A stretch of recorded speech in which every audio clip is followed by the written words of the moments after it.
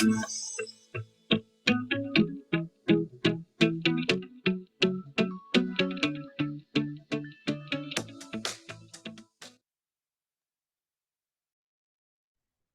right, hello and welcome everyone. Thank you for joining today's training, Organizational Approaches to Staff Care and Retention and Resettlement. My name is Megan Rafferty, and I'll be your primary speaker for today. I am Switchboard's training officer, focusing on mental health and wellness, and my background is that I'm a licensed professional counselor, and I provided strengths-based, trauma-informed mental health services to refugee and immigrant populations for over a decade. Later in today's session, we will be joined by 2 additional guest speakers, but in the meantime, I'm so excited to talk to you all today about the topic of self-care. Oh, staff care. So, not self-care, that's an important takeaway. So, the learning objectives that we have for today's session. By the end of the session, you will be able to describe causes of staff turnover and resettlement and the impact on agencies. Define professional burnout and its root causes. And third, identify organizational strategies to prevent staff burnout and improve retention and resettlement. All right, so we're going to start with a Slido question. Today, we want to hear from you. So we will be using our favorite tool called Slido. So you can get out your mobile device and you can scan that QR code on the screen, or you can go to slido.com and enter the number that you see there on the screen, 6976151, to join us. And after you answer this question, please go ahead and keep that window open because we're going to have lots more Slido questions throughout today's presentation. So I see some results already coming in.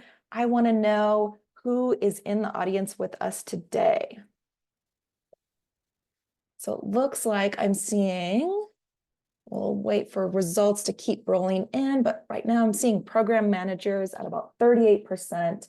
It's the highest type of provider that we've got with us. We've also got direct service providers at 19%, supervisors at around 17%, and executive leadership joining us at about 16%.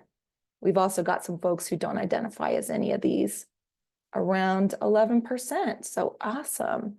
Thank y'all so much. The reason I ask this question is because this training, as you saw in the announcement, it is geared towards supervisors, managers, and executive leaders, because what we're talking about today are organization-wide approaches. But for the direct service providers who we have in the audience, I'm so glad that you're here with us. I hope that we can learn from you in the Slidos throughout, and that you'll also learn some new information that might help you to advocate for what you need within your organizations. All right. So we're going to jump into talking about the causes and impact of turnover. And to start, I just want to clarify that today we're going to be talking about voluntary turnover. So that's when an employee leaves the job of their own choosing. We're not talking about other types of turnover that might happen because of grants ending or layoffs due to funding challenges. We're also not talking about involuntary termination due to poor performance or policy violation. Those are both also really important concerns, but the way that we would go about addressing those would be entirely different than what we're going to talk about today. Okay. Next question. If you're anything like me, you've been hearing a lot about, or maybe seeing firsthand at your agencies, a lot of voluntary turnover in resettlement in the past few years, like much more than we're even used to. So we just love to hear from you. In your opinion, why do you think this has been happening? What are some of the patterns or trends that you think might be contributing to this increased turnover in recent years? Record arrivals, complex cases, no increase in salary, burnout, staff stress. Absolutely. Increase in work, but same low pay, incredibly hard challenges, emotional overload. APA, yeah. Burnout, leadership changes, insufficient support. Yeah. Number of arrivals, difficulty of the job, and emotional strain. No upward movement. It's no longer a career. Wow, these are really great. Thanks, y'all.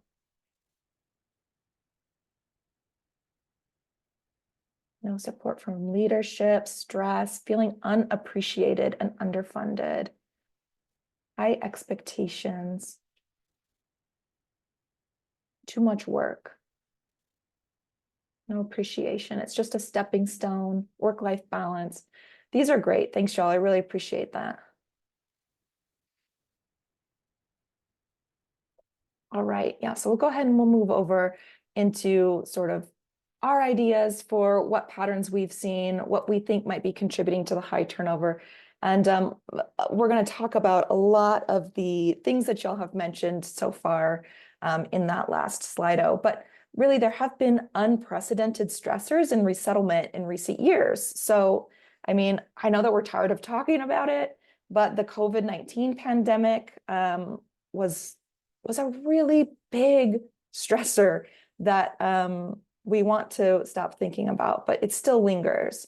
The response to crises in Afghanistan and Ukraine, both of which kind of led into a jump from very low to very high client arrivals in a short amount of time. We've also been seeing increasing unanticipated arrivals, so walk-ins, out-migrations, and folks seeking services that we just maybe weren't expecting.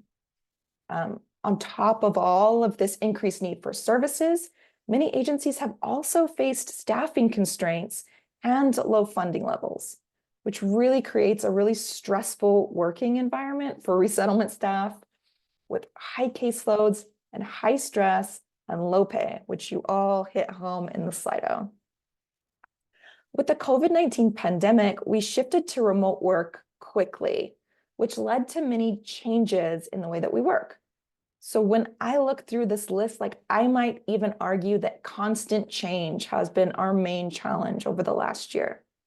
And when responding to sudden changes, we often operate in a state of urgency that makes it difficult to develop thoughtful and effective operating procedures, which can really just be another barrier to staff feeling effective in their work. Okay. So impacts of turnover. How does turnover affect agencies? Well, first of all, it's extremely expensive.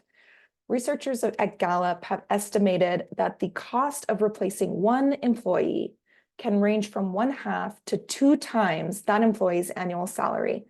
And when we think about that, that is a big chunk out of our budget, especially when we know how much turnover there's been. Turnover can, of course, also lead to dips in team morale as we say goodbye to our friends, and further, when we ask staff to cover the duties and caseloads of the workers that we've lost, we're then contributing to their potential future burnout and dissatisfaction with the work. Decreases in productivity can be expected as positions are unfilled and hiring managers take time away from their regular duties to then hire and onboard new staff. And when clients have their service providers leave, they inevitably see some disruption to their services as much as we, try our best so that that's not the case. Of course, that happens as their case gets handed off to a different staff member and they have to start building a relationship with a new provider. And when we lose our really experienced staff who we have invested in, we also lose all of their knowledge of the systems, the clients, the community, and the community resources that they've gained. And then finally, excessive turnover, if it's really excessive, really can be damaging to an agency's reputation in the community. All right, so finally, I wanted to just quickly go over some patterns that we hear and that definitely showed up in the Slido about why staff are leaving their positions. We want to talk about this to make sure that we're framing out our discussion today and understanding, what is going into staff's decision to leave so that we can know where we might be able to make the most impact when it comes to retention. So of course, the top patterns that we hear are compensation, especially with rising inflation, work-life balance, a staff's relationship with their managers, and then fatigue and burnout. In this webinar, we're going to talk about burnout and strategies for managing burnout. Though I just want to plant a seed here that the other items on this list, they will be talked about as factors that could potentially lead to burnout. So if we have a staff member that's leaving their position and they're citing a problem with compensation or a problem with work-life balance, that may be their primary reason. And that might also be someone who, if they were going to remain in their position, may have continued on a path to burnout before exiting the organization. All right. So we're going to get into talking about burnout and its root causes. But I do want to just pause here briefly to acknowledge that today we're only talking about burnout and burnout prevention because, as you saw on the last slide, it's cited as a pretty common reason for turnover. But of course, we know that resettlement workers also commonly cope with issues of vicarious trauma and compassion fatigue in addition to burnout. And because I think that those are both such big topics on their own, we're not going to be trying to discuss them today. If you're interested in learning more about vicarious trauma, compassion fatigue, secondary traumatic stress, we have lots of resources in our resource library. We're going to drop a couple of links in the chat for you to check out, and you can take a look at those later if you want to learn more. Okay, we have another quick Slido for you. This one is a true false. Self-care alone can prevent burnout.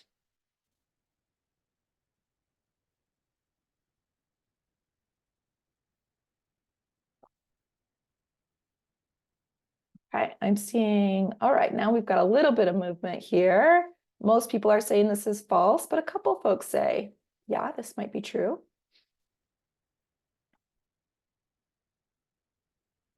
All right, we've got a pretty overwhelmingly false here. I think we'll go ahead and just move along to the next slide, where we'll let you know that yes, that is false. Self-care is a very important component in preventing burnout, but it's not the only component.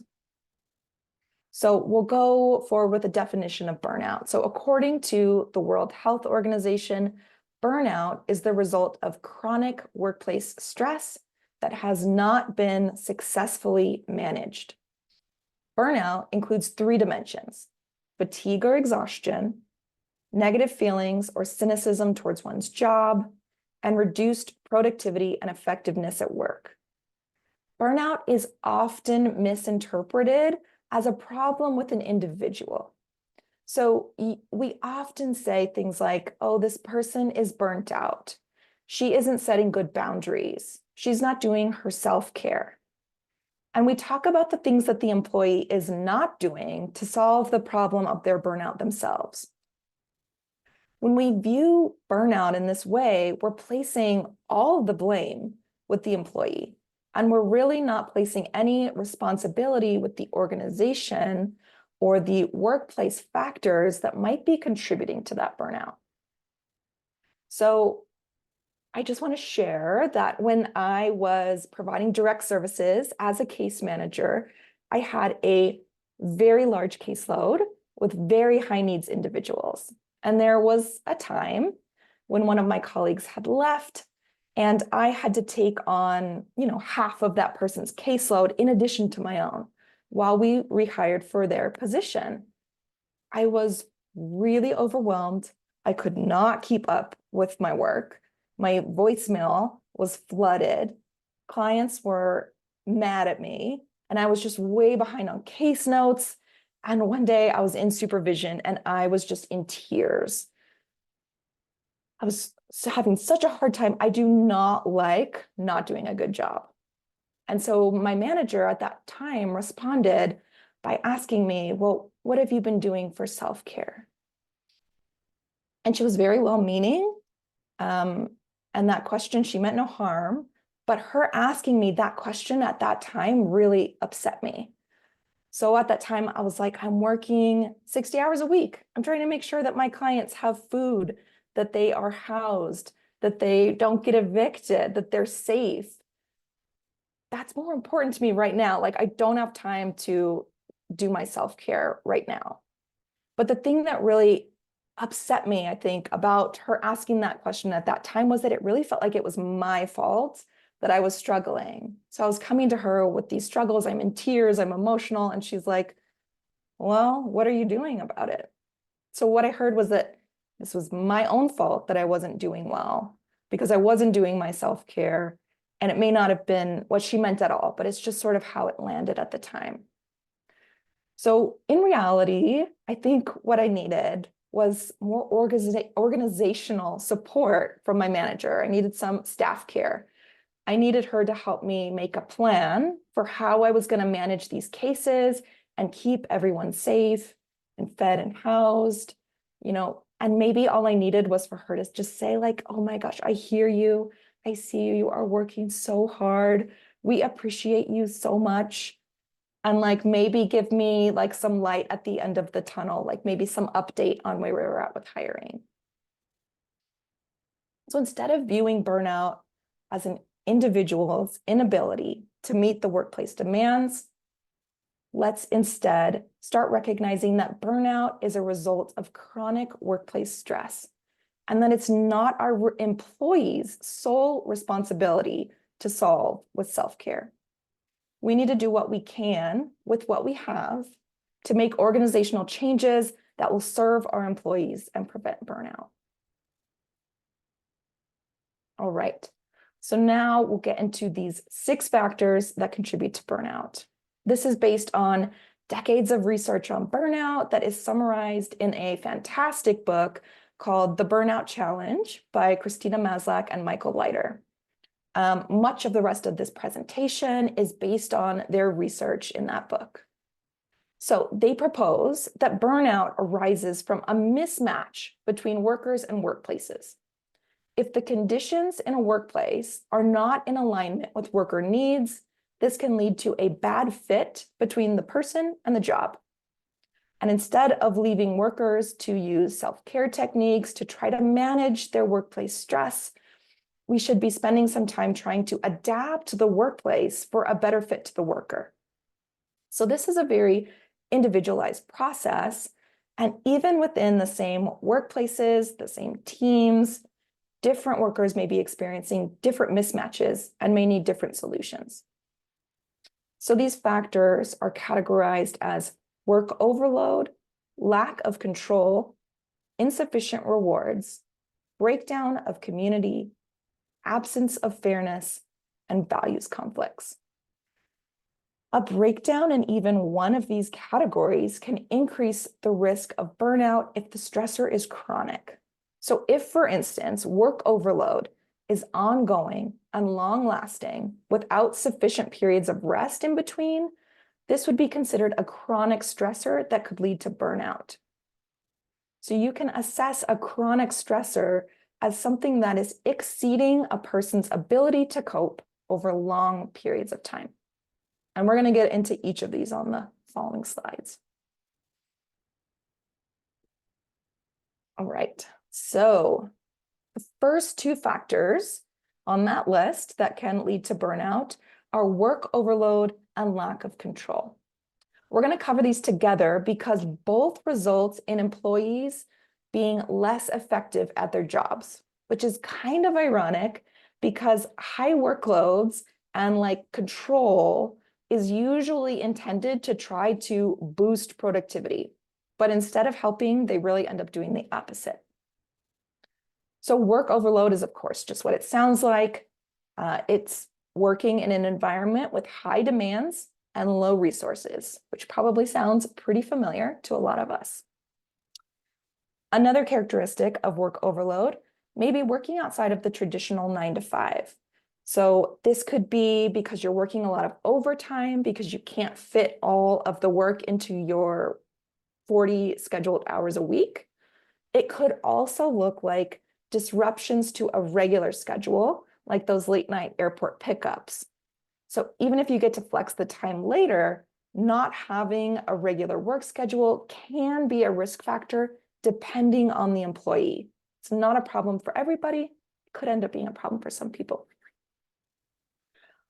Work overload can also result from a mismatch with competencies. So that might be working in a job that is too advanced for your skill level or actually below your capabilities and just not challenging enough. Emotional labor. This can also be called heart work. So the work of building those trusting relationships with our clients, this type of emotional labor is often what draws us to the field. It's the thing that we're passionate about, but it can also be a risk factor for work overload because that kind of heart work really needs longer periods of rest and recovery. All right, and next up is lack of control. A lack of control over your work is another factor that can contribute to burnout and make employees less effective.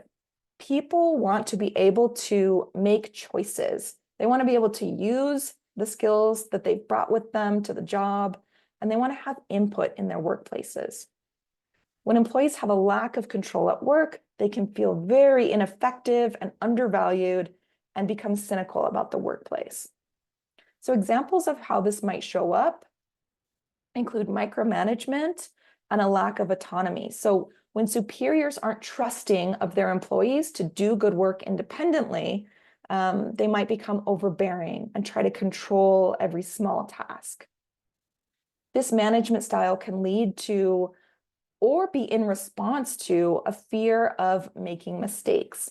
So when staff worry that they'll be punished, maybe they'll be demoted or fired for making mistakes, it can leave staff feeling really resentful, and it can create an environment where people are afraid to try new things or be creative. It leads to lower productivity as staff second guess their work all the time and they're seeking unnecessary approval because they're afraid of making a mistake. And then lack of control over caseload size, work schedule, or other things, which of course may be necessary from an operations standpoint, but can contribute to an overall feeling of lack of control. So if a caseworker is feeling that their caseload is too high, but they continue to get new cases, maybe they're getting cases that are really complex or outside of their skill level, that can lead them to feel like there's a lack of control and a lack of effectiveness. All right. So next up, we have insufficient rewards and breakdowns in community. Both of these can create toxic work environments, and work can become a place that people dread. So insufficient rewards at work can obviously include low pay or benefits, which is what we most commonly think of when we talk about rewards. But it can also include few promotions, lack of recognition, not feeling appreciated, or not feeling good about the work that's being done. So an example of that may be like, again, if someone's caseload is getting too high, maybe client care begins to suffer. Like in my case, in my example, and caseworkers are just not feeling good about the work that they're doing, even though they're trying their best. This is really problematic in our field because most people in our line of work came here because they want to help people and they want to make a difference. So if they're not having those types of positive experiences with clients, they've really just lost their reason for working here. And that could be just as detrimental as low pay. So rewards are a really important way that we show employees that we value them, we think they're doing good work, and insufficient rewards can make employees feel devalued and underappreciated. Next, when coworkers are unsupportive, untrustworthy, and generally uncivil, it leads to a breakdown in community. You can usually sense this right away when you walk into a place, you walk into the room, there's a lot of tension, people aren't getting along. You can really pick up on that. A competitive environment can also contribute to this breakdown when workers feel like they're constantly in direct competition for raises or recognition, which goes back to that scarcity if there's not enough to go around. Bias like racism, sexism, ageism, and other forms of discrimination can really directly fuel a community breakdown. And lastly, unsupportive supervisors, whether that's because maybe they're burnt out themselves or they're stretched too thin, if supervisors can't provide the necessary support, it's just further exacerbating these issues because now staff can't rely on their supervisors to support them when they're in these sort of difficult work environments. Okay. And then finally, we have an absence of fairness and values conflicts. These can both result in employees feeling disconnected from the work. So fairness is important to building a foundation of trust in the workplace. Workers need to know that decisions are being made equitably and that they have a voice in their workplace. Absence of fairness can look like unfair or unjust decision-making, a lack of respect, exploitation, favoritism, and unequal treatment of staff.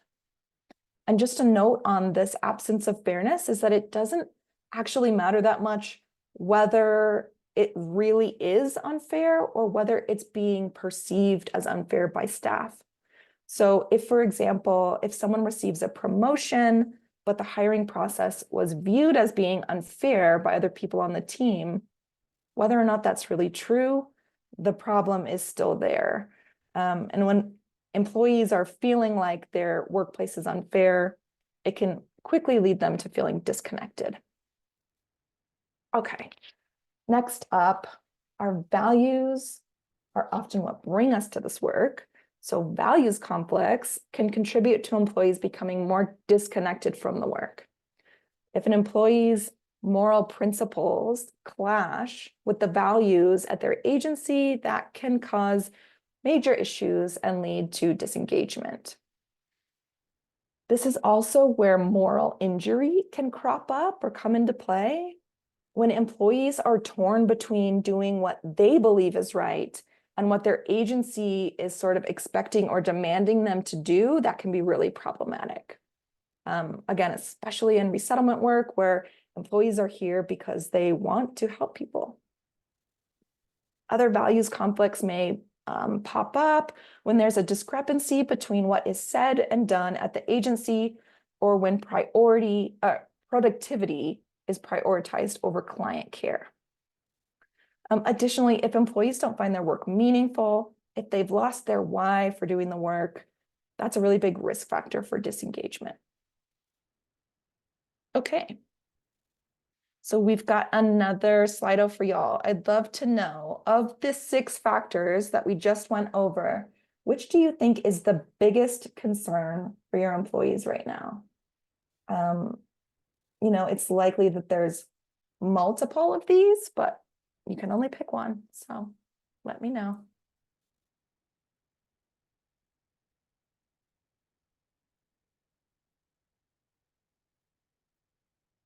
Okay. I'm seeing work overload come in as the biggest here at 54%. That's huge. Next is insufficient rewards at 22%. And then we have lack of control, absence of fairness, breakdown of community, and finally is values conflict, which is not super surprising to me, of course, because many times the values are going to be aligned with the workers who are in resettlement and then doing the work. So yeah, work overload, that's a big one. Okay, thank y'all. We'll move now into strategies to help prevent burnout. So we can start getting into the positive here.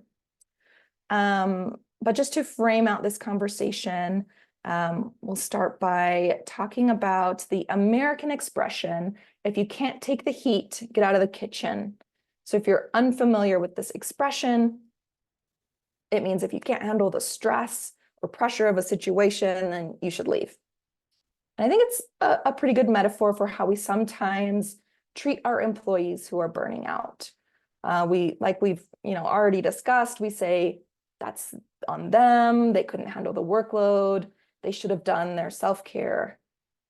And when we go to hire the next person who's going to replace them, we ask a lot of questions about like, how well do you work in a fast-paced environment? Trying to figure out if the next person's going to be able to handle the workload better. When instead we should just consider asking ourselves, how can we cool the kitchen? Like, what environmental or organizational changes can we make to help our employees stay?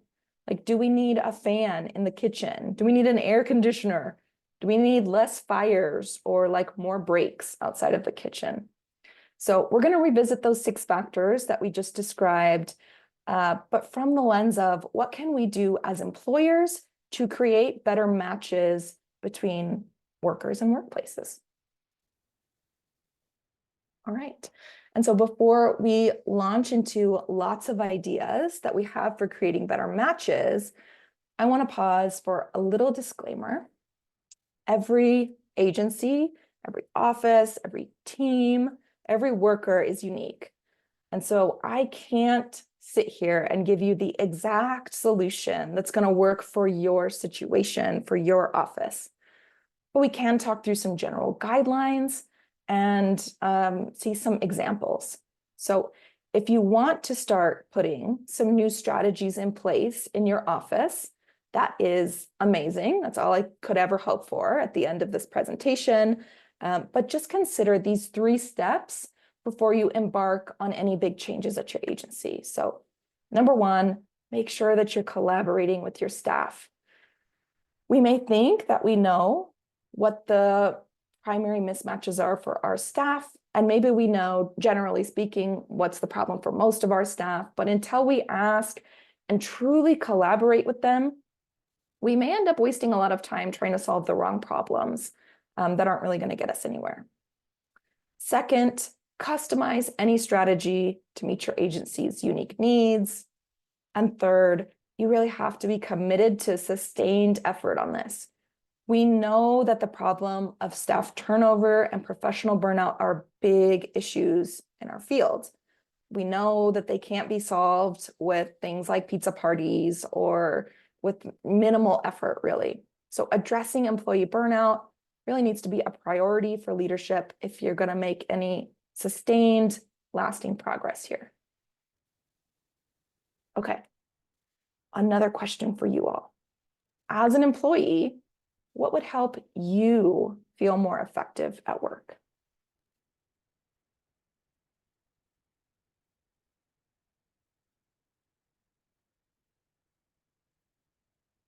That's a tough one. So you might also think, what have you heard from your staff recently about some barriers that are getting in their way? What might help them be more effective?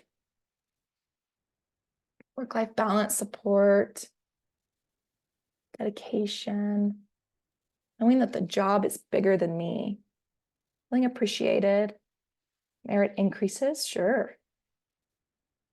Not feeling afraid to go to management to ask for emotional support. More clear systems like that one. Respectful communication, written and enforced SOPs. Financial resources for clients. More training, upper management listening to ground level staff. Paying for my gym membership, I like that. Annual raises, being appreciated. More clear systems and training, yeah.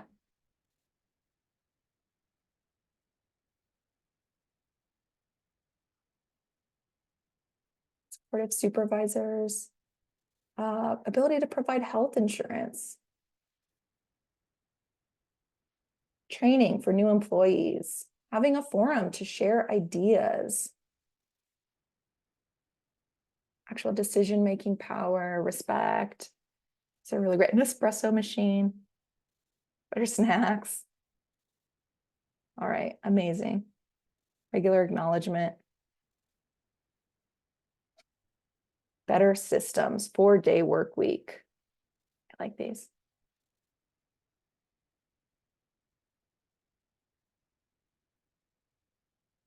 Affordable mental health support. Cool. Okay, I'm going to move on just in the interest of time. But these are really great. I so appreciate that. Okay, and we're going to talk about how can we address workload when we can't control the number of arrivals and when we don't have funds to hire more workers. This was the biggest question that came in our pre-registration question for this webinar. So on this issue of workload, again, which we saw as like the highest priority in our Slido, here are some ideas for what you can do if you can't hire more folks and reduce caseload size. Focus on recovery. Find any ways that we can to support workers' rest and recovery throughout the year. So this might look like anticipating busy times and planning for them. It might also be encouraging staff to flex their time if they're working extra hours to meet an important deadline, allowing them to then flex that time later on. Maybe planning for some downtime for staff during the beginning of the fiscal year when we know that we see fewer new arrivals, and making sure that even though when a job gets really busy, that we're able to create some balance and some periods of rest and recovery. Like maybe we're going to have some times where we're sprinting, but you have to stop and have like a little bit of a break before you can go on to the next sprint. So consider creating spaces in the office for employee breaks and relaxation.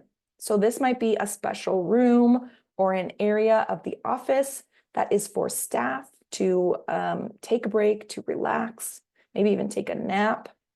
And management should model using these spaces too, so that staff see that it really is okay to use the break room to take a break.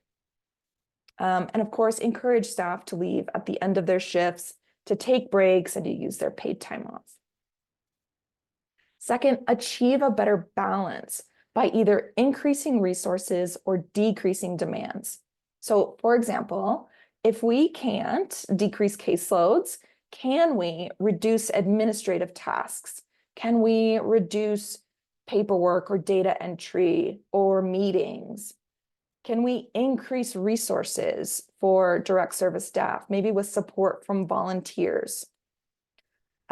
Whenever possible, I think that this came up in our last Slido as well, try to improve organizational processes that are going to help people work more efficiently. And then finally, balance new additions with subtractions. So our work is ever changing. We're constantly refining our processes, and sometimes that means adding new things onto workers' plates. To prevent tasks from piling up, whenever possible, when you add a new procedure, see if there's something else from an employee's workflow that you can remove and take away. Third, set clear boundaries between work and non-work. So help staff separate from their work when they're off the clock by not sending emails or texts after hours, or helping your employees make sure that they are disconnecting from their email, turning off a work phone, that kind of thing. Consider ways to help staff get the work done while they're at work. So many people have found success with initiatives like No Meeting Fridays, so staff can engage in deep work, or scheduling times when the entire office is closed to clients so that everybody can have a little buffer for paperwork time. Okay, next is increase choice and control. So having more control over how and when you do your work can also make a really big impact when it comes to increasing our effectiveness. So one tip here is assume the best of your workers when they are out in the field, when they're working remotely. Trust that your employees are going to provide reasonable levels of productivity without intense monitoring that is really undermining your trust in them. When staff have good onboarding, They are much more likely to feel competent in their work, will be able to do their jobs independently, and then can be given more autonomy. So even though it can be a lot of time up front, one of the core recommendations is not to skimp on the onboarding training. And then advocating for changes that will improve the work. Find out what is bothering your staff. Maybe it's having to enter data into multiple different places. Wherever you can alleviate a pain point, do so. Even if it's small, even if it seems minor, anything that you can do to take off of our employees' plates is helpful. Create flexibility in policies. So again, make sure that our policies are flexible so that supervisors are able to accommodate a variety of working styles and preferences. Don't underestimate the power of flexible policies, like allowing employees to work 4 10-hour shifts, which I know was one of the ideas we saw in the slide. Okay. Next up, a healthy work culture. What does that even look like? How would you describe healthy work culture? If you can, please paint me a picture.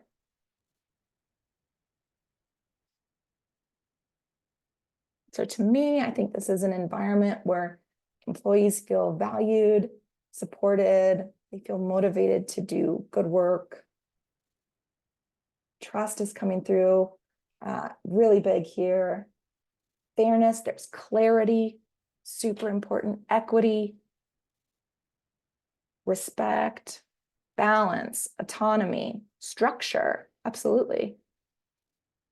Being open and honest without fear of judgment, mutual respect and support. These are great. Synergy, teamwork, positivity, happy, productive, peaceful. Life-giving. Yeah. This is a vacation. This is a very healthy workplace. I love it. Collaboration. Welcoming, work-life balance. Yeah.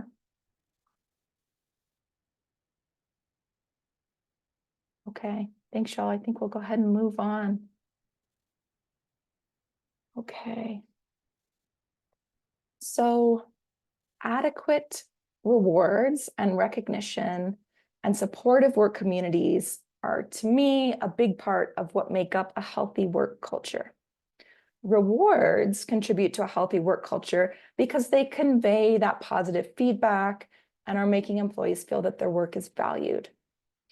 So make it a priority to create balance between the effort that your staff put in and the rewards that they are receiving. I would also challenge us to think about how we might be able to get creative with promotions that keep our staff doing direct services. So most often in our field, when folks get a promotion, they're being promoted to supervisor, and they're no longer working with clients.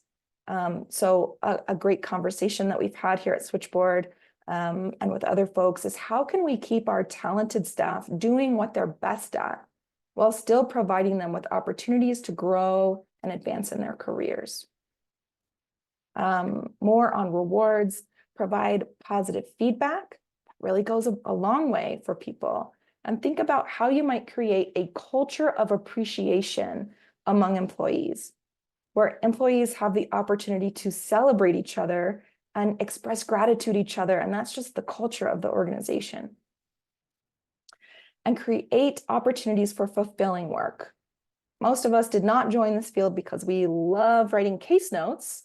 So whenever possible, let's try to sit down and think about how we can, of course, while still doing case notes, make the work more meaningful for staff.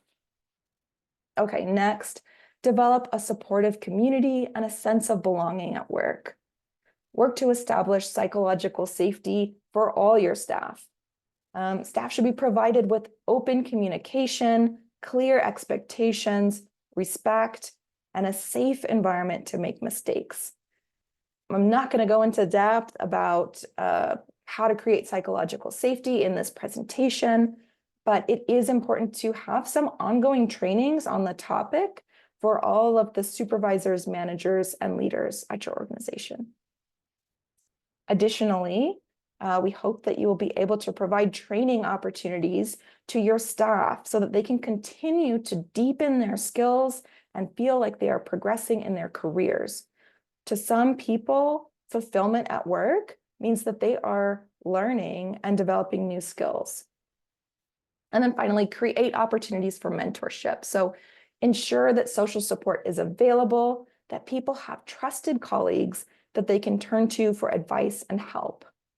Mentoring, especially when it has that professional development component, can be really invaluable. All right. And now it's time for our favorite question here at Switchboard. What is your why for doing this work? Why do you do this work? The work is so hard, we know that. So what keeps you going every day? Making a difference. I'm a refugee myself. Passion for helping people. Cool team. People depend on me. Be here for staff. Okay, I'm seeing I don't know anymore. That's important. I thank you for, the honesty with that. Help people, alignment with my goal. I want to inspire people, believe in a better world. Passion to help. Knowing that I'm making a small change in a funky world. Contribution to social justice. Growth of clients. Love our clients, helping people. Love our office and coworkers. Oh, amazing.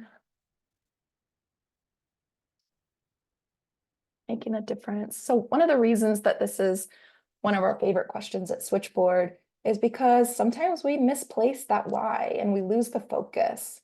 So anytime that we have even a minute like this just to reconnect to why we do this can be really helpful. All right. Well, we'll go ahead and move forward again, just in the interest of time. Sorry to cut anyone off who was still responding. But the next slide, help connect your employees to their why. It's important for you to stay connected to yours. And if you're supporting employees, try to help them connect to their why. Always work to make fairness, respect, and social justice the norm at your agency.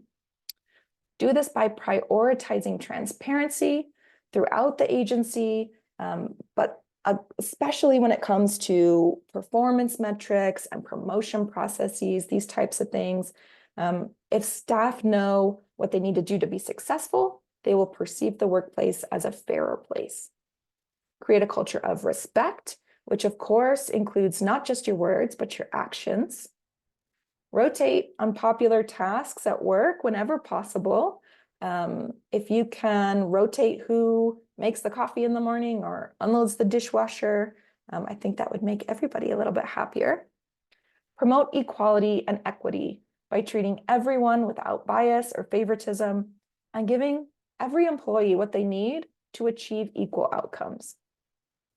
And then finally, aligned values will connect your employees to meaningful work.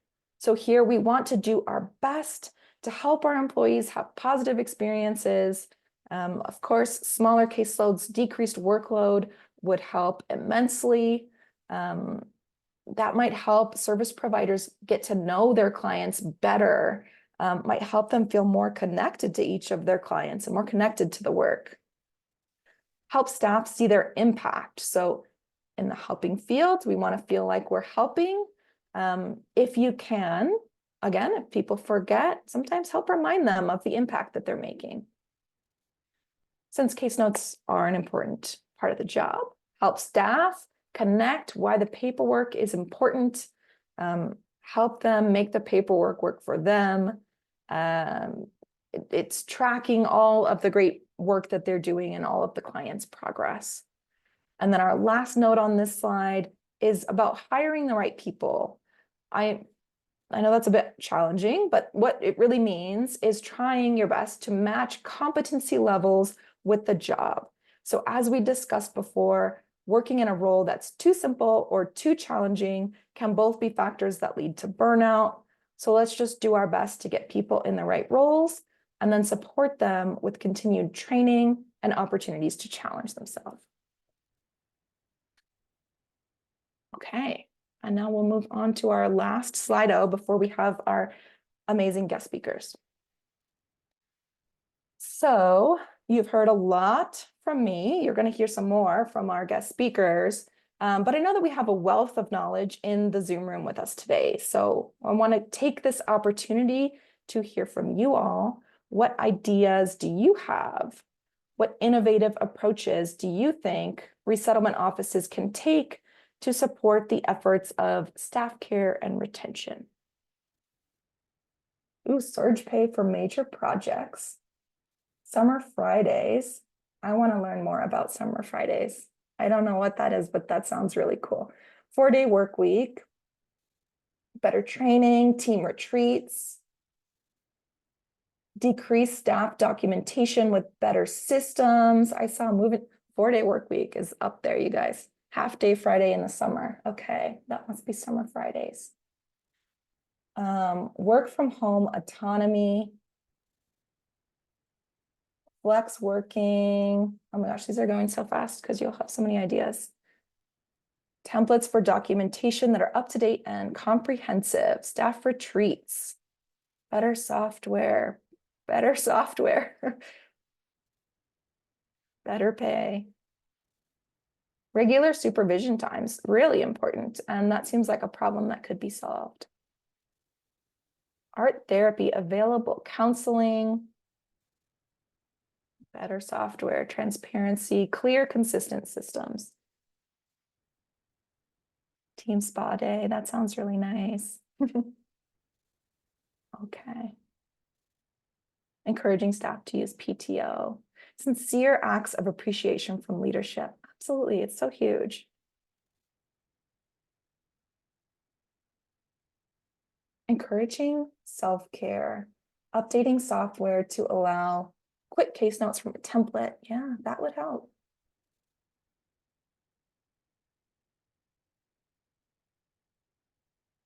And activities outside of work. Okay. Routine employee surveys. All right, great. I think we're going to go ahead and move on because I want to have lots of time for our guest speakers today. So I am delighted to introduce two folks from Interfaith Works of Central New York who are going to share 6 successful staff care initiatives that they have implemented in their office. I think that these initiatives are just a beautiful, glowing example of some ways that you can put the organizational strategies that we've just discussed into practice. Like they've done it. So let's hear from them. First, I'm going to introduce Marwa Alobaidi. She serves as the Director of Resettlement Services at Interfaith Works of Central New York, based in Syracuse. With 13 years of extensive experience in the resettlement sector, Marwa primarily focuses on the initial resettlement process through the reception and placement program, employee services, and housing programs. As a former refugee from Iraq, Marwa resettled in the United States in 2008. She is currently pursuing a master's degree in executive public administration from the Maxwell School of Citizenship and Public Affairs at Syracuse University. And we have Genevieve Marshall, who serves as the Director of Health and Integration Services for the Center of New Americans at Interfaith Works. She holds a master's degree of social work from Syracuse University and first started working with refugee and immigrant communities during her 2015 field placement, where she supported exceptionally vulnerable refugees with complex medical, mental health, and social needs. Genevieve officially began working at Interfaith Works in 2017 and currently oversees the intensive case management, immigration services, and health and wellness programs. Big welcome to you both, and I'm going to hand it over to Marwa to get us started. Thank you, Megan. Thank you for including us in today's webinar. As Megan mentioned, my name is Marwa Al-Ubaidi, and I am the Director for Resettlement Services here at Interfaith Works. And today I am excited to walk you through some of our key initiatives that are designed to enhance the well-being and the professional growth for our staff. So as a human services organization centered around serving people, our staff meets with our clients every day. They listen to their stories, to the old trauma that our client has gone through. Our staff is always busy. And as of just recently, most of you mentioned the overworkload factor.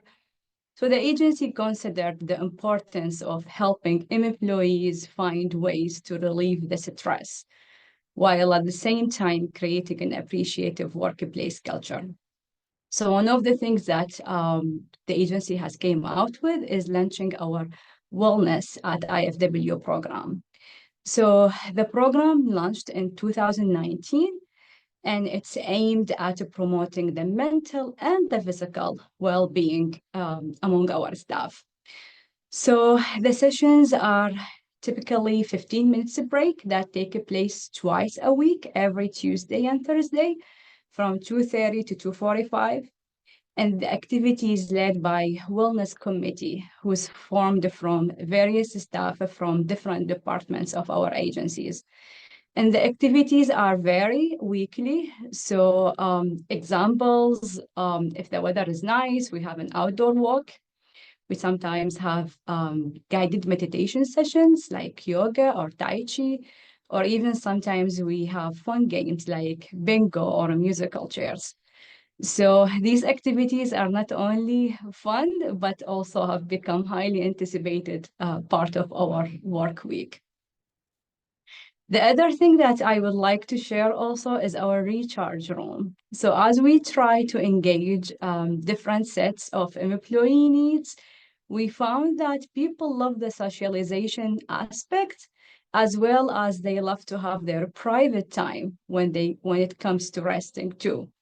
So as a response to the staff need, in March of 2023, the agency took another step towards enhancing the staff and the well-being by opening our recharge room. So the recharge room is available to all staff in a 15 minutes reservation slots, and the space provides a quiet retreat where staff can take break to decompress during a busy day, or even sometimes if they want to take 15 minutes nap, or if they want to use it as a space for a prayer. The room is equipped with amenities such as lounger, meditation cushion, refrigerated salt water, and wellness resources and information. And as we always try to engage our staff feedback, we found that this initiative is already proving to be valuable resources for our staff, and it's offering a much needed pause in the midst of their day-to-day responsibilities. The last thing that I would share with you today, then I will pass it to my colleague, is our onboarding program. So 2 years ago, our agency introduced a comprehensive onboarding program tailored specifically for our needs. So the program includes both agency-specific trainings and job-specific training modules. We also have an onboarding committee, which is a cohort of staff who volunteer to assist in the onboarding process. So after we've implemented, after 1 year, we conducted an assessment to measure its impact. And through focus group, we gather insight, which led us to update our training to include our morning meet and greet for new staff members.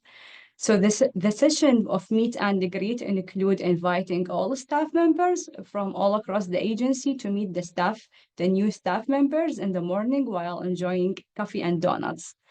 The session received very positive feedback from the new staff member, and it helped us building the social connections among our staff. We've also implemented a greeter that welcomed the new staff member at the door, and a buddy staff member who's designed person who is available to answer questions or help a new staff navigate the agency through the onboarding days. As this is our approach for ensuring our new employees feeling welcome and supported from day one. And I will pass it for my colleague, Genevieve. Thank you so much, Marwa, and thank you guys again at Switchboard for having us today. So as Megan said, my name is Genevieve Marshall, and I'm going to share with you today the last 3 examples of our staff and wellness kind of retention strategies here at Interfaith Works. So professional development is really a key initiative in staff care and retention for us here at this agency. We've always had professional development opportunities available throughout the years to our staff, but we had kind of not always had them with any type of consistency. So that changed for us in 2022 when we introduced a more formal professional development project called Affirming Leadership. So Affirming Leadership is an internal program that's really geared towards staff with supervisory responsibilities at all levels of the at the organization. So coordinators, managers, directors, all the way up to our president and CEO come together to participate in these sessions. And sessions are held on a monthly basis. Typically, there's a formal training opportunity that's held 1 month, and then a conversational or kind of a debrief group that's held the following month to discuss progress towards implementation of any new strategies or challenges that folks have experienced or successes and things like that. So activities typically in these sessions have included we've utilized external trainers primarily and partners, and they've come to do sessions on conflict management, best practices in supervision, right? So like how to structure supervision sessions or how to provide feedback. So a little bit of a roadmap there as we have new people being promoted up into supervisory level positions, trauma-informed supervision practices, and more. We also have had through Affirming Leadership a fair number of peer-led sessions, including training on best supports to LGBTQIA+ community members, how to navigate staff accommodations, and then also highlights from 7 Habits of Highly Successful People training that some of the staff attended kind of came back to share with the rest of us. And that ultimately actually resulted in a spin-off book club session with 20 of our staff. So we have kind of tried that as well. We have about 23 supervisors and managers that are currently participating in these monthly training sessions. And that number is continuing to grow as we kind of promote up from within. And then during these sessions, we also elicit input and feedback from the Affirming Leadership group to shape agency policies and practices, including how to enhance employee recognition and acknowledgement for retention. So next, we have what we kind of lovingly refer to as 4 out of 40. So this is a program that really came about in response to kind of, we talked about this, Megan talked about this a little bit earlier, to the idea that another way to care for our team actually, is creating a work environment for folks that allows them to be productive.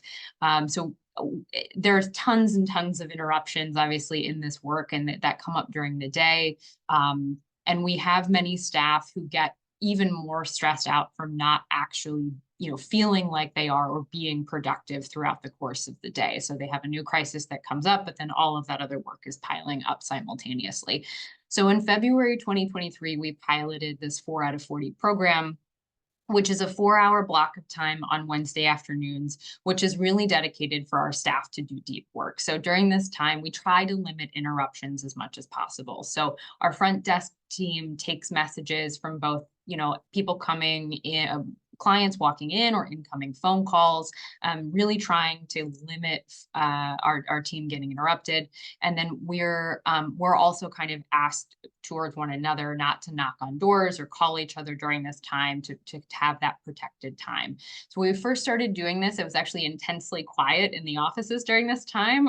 So it was a very audibly a huge difference. And then obviously, this isn't always feasible. So in the event of client emergencies or appointments that cannot be rescheduled, we kind of ask that the team member try to take their quiet time on another day of the week if possible.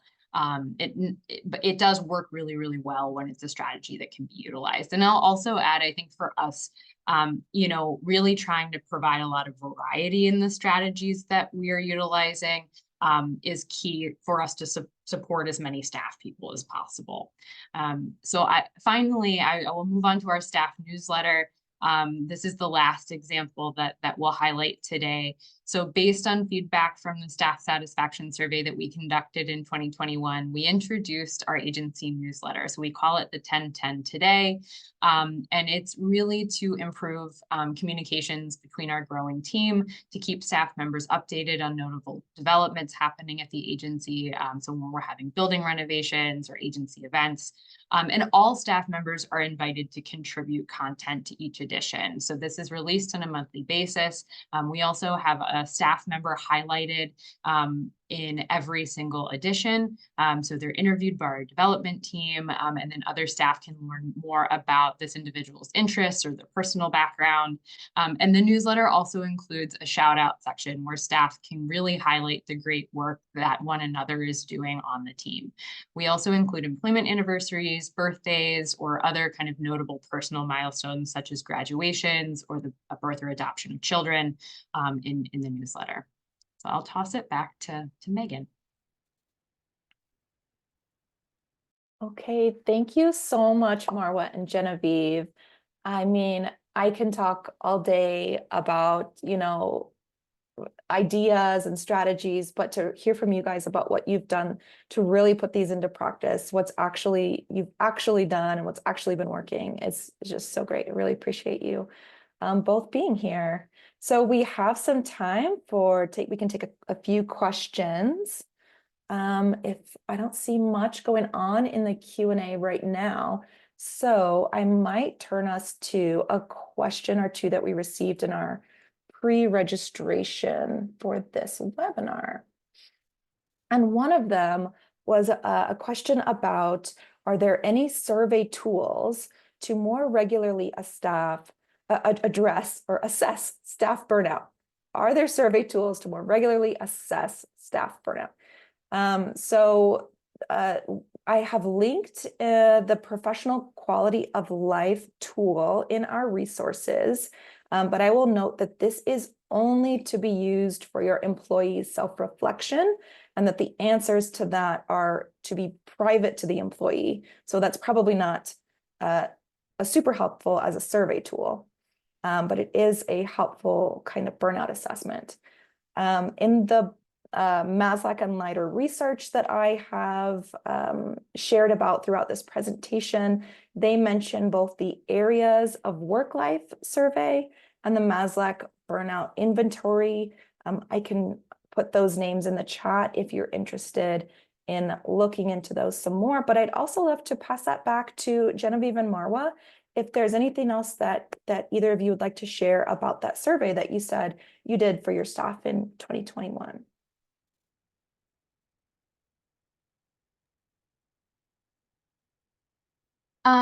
I think I would just add, we did not at the time we've done a few all staff surveys. We've done some kind of generally about how the agency feels as a whole related to environment, workplace culture, and things like that. And then we've done other sets of surveys that are targeted more towards the staff care aspect and like evaluating the offerings that we've tried and trying to elicit feedback around what would get employees engaged and what really do they need.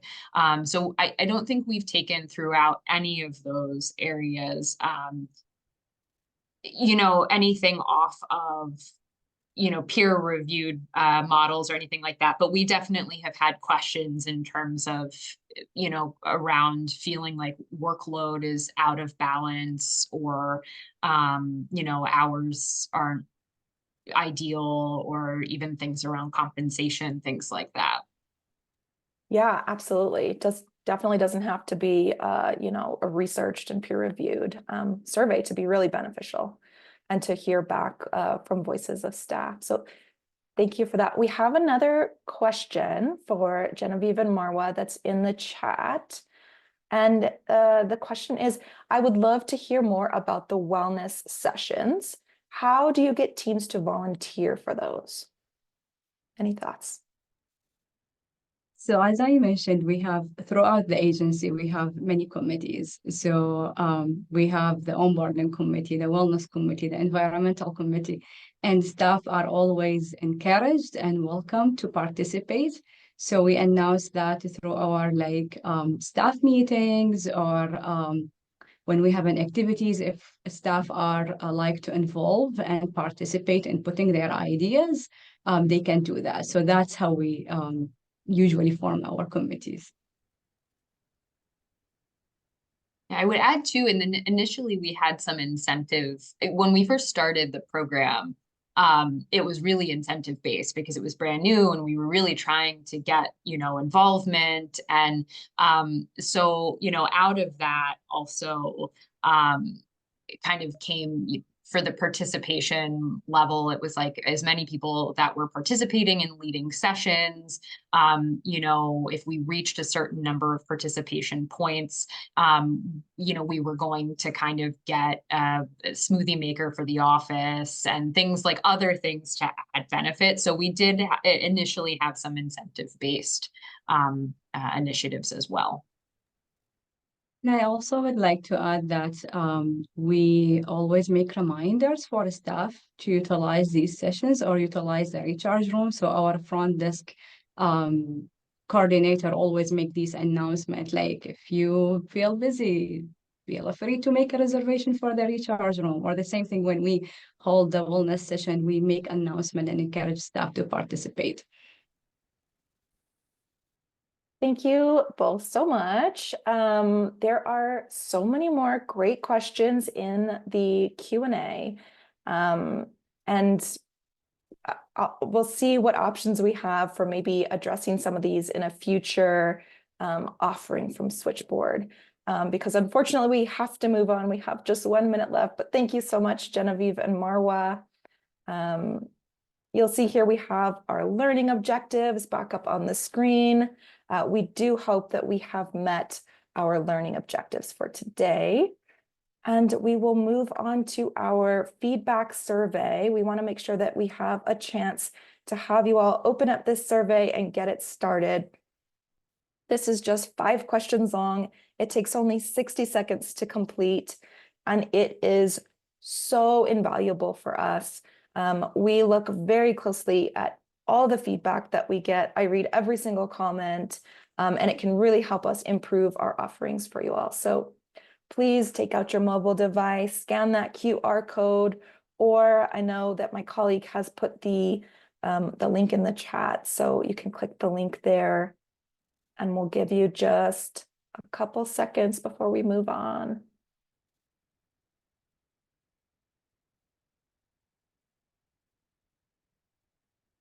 All right.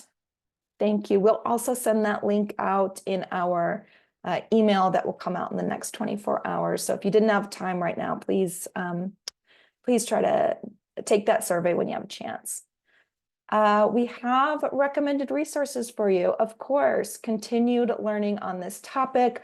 All of these links will be available in the copy of the slide deck that we send out. So you will have access to all of these resources within 24 hours. And finally, we hope that you will stay connected with us. Visit us at switchboardta.org. Check out our social media. On behalf of all of us at Switchboard, thank you so much for joining us today. And we hope to see you all again soon.